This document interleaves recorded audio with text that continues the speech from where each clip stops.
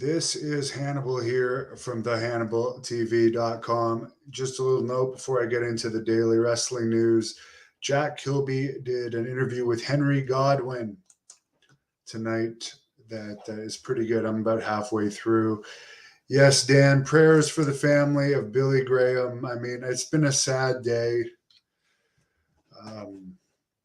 I didn't even want to work out today in the gym. I just ran and did yoga because with the news coming out that the doctors wanted to put Billy Graham on life support, he is on life support, but they wanted to stop life support, and his wife Valerie does not want life support stopped at this point.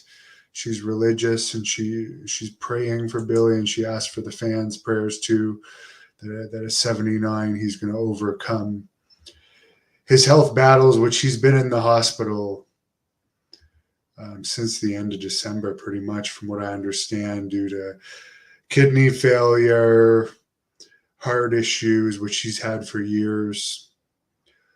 He also has diabetes, skin cancer, tons of physical problems from his years in the ring. And I did read Dave Meltzer's report on it today. And by the way, I have been in contact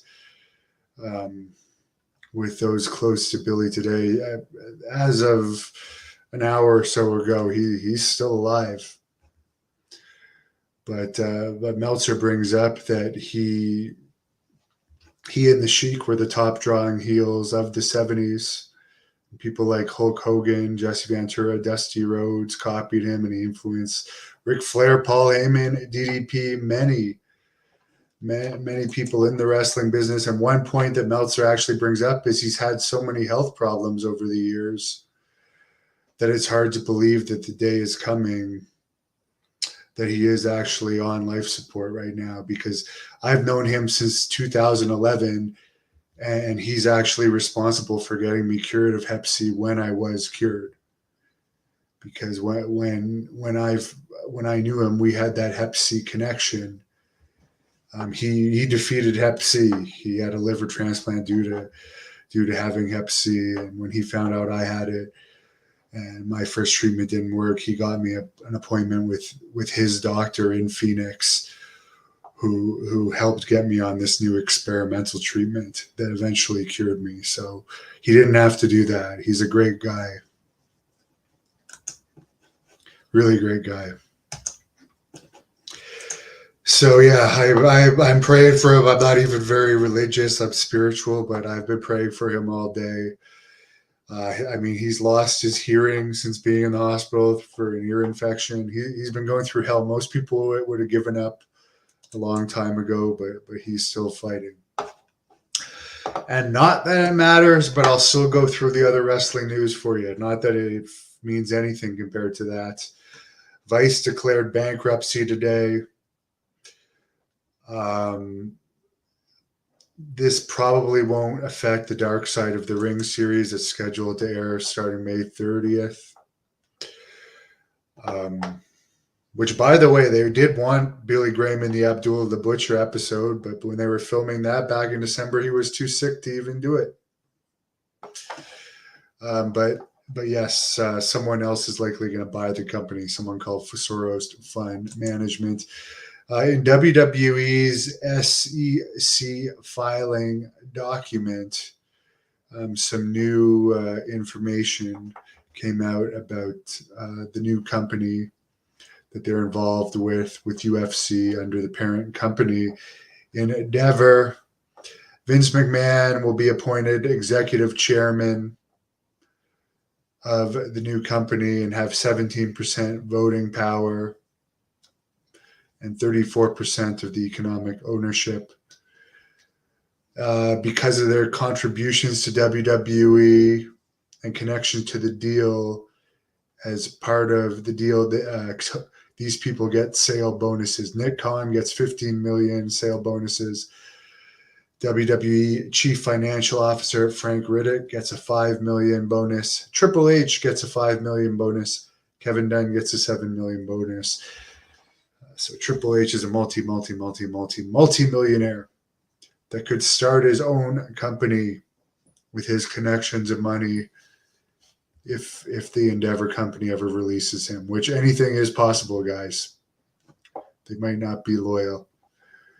Apparently, with their respective stock holdings and other compensation, the key WWE executives will get this out of the sale. Nick Khan could get $72 million, which is crazy. Vince McMahon, $16 million. Paul Levesque, $26 million. More for Triple H.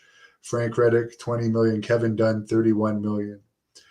So these guys are cleaning up in the sale.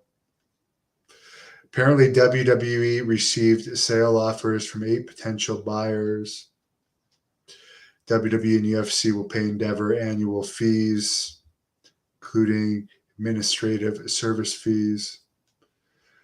WWE engaged 3 consulting services in relation to this sale. And as far as AEW, the new deal that's going to be announced this week with Warner Brothers, I mean, this is going to keep AEW around for a long time as well. I did listen to an interview with Conan today that Meltzer actually did with Conan, and Conan did point out that they pretty much given up on Rampage, on making Rampage a good show, and he found it interesting. By the way, I do have an interview with Conan on this channel, that they're adding this Collision show on Saturday nights, even though they've pretty much given up on Rampage. And I think he used the example that, like, for Game of Thrones or Game of Thorns, I don't watch it. I don't know what the hell it's called. But he's like, they write one show and they make one show really good. And if they had 3 shows, would the 3 shows be as good or would they be watered down? So he has a good point when talking about that with AEW. They're doing great in a lot of aspects, and they're the best competition WWE's had since WCW. We'll see how it goes long term. But they definitely have the funds to be around for a while. But like, Dynamite's an all right show. Rampage is pretty much, they've given up on that show. Will Collision be anything? I don't know. For their 2 YouTube shows, Dark and Elevation, they've stopped doing those. Ring of Honor is only a streaming show. I'm not wishing them bad luck or anything, but it's very obvious. They've even had on their own show people mention MJF. You've never even been on Rampage, as if Rampage is a shit show that nobody would want to be on. Darby Allin is planning to climb Mount Everest. Batista is doing a comedy movie where he will be starring as Joe Flood. It's called The Killer Game. They're taping 2 nights of SmackDown this week because of the Saudi Arabia show coming up, which I guess I will do a watch along with for the Saudi Arabia show. Mike D, thanks for your... I noticed Jack Kilby asked some of your questions in the Henry Godwin shoot. Yeah, the whole, for everyone that calls each other brothers in wrestling, which, by the way, I've never done, even though I could consider myself definitely a protege of Billy Graham, 100%. I'm the closest young wrestler he's had to him since the Hulk Hogan and Jesse Ventura's. But yeah, he brought the brother into wrestling, calling everyone brother from his preacher days. Thank you, Bill, for your prayers. Thank you, everyone. God bless this guy. Great athlete. He holds the record for most consecutive sellouts at Madison Square Garden. WWE stock is worth huge. It's worth a huge amount. And all that money Triple H is making, he inducted Billy Graham into the Hall of Fame. All the money WWE's made, built by guys like Billy Graham. And yeah, they don't have an obligation to help Valerie out in the time of need when she needs more money for medical funding. He still has a GoFundMe going. But it's just too bad that some of the icons weren't better taken care of. Anyways, Mike, how's Piper? She's right here. I'll bring her up. Because she's going out for a walk. Oh, when we're done this. There she is. She's doing great. She likes that I moved to a house because she's outside a lot more here. Best wishes for Superstar. We'll end it at that. He does have a GoFundMe, and let's keep him and Valerie in your prayers, even though I'm not religious.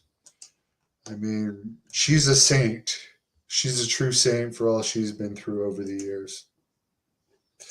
Yes, she's named after the hot rod, and trust me, she's as feisty as she's like Hot Rod in a lot of ways that we're not going to get into now because I've gone on enough. But have a good night, everybody.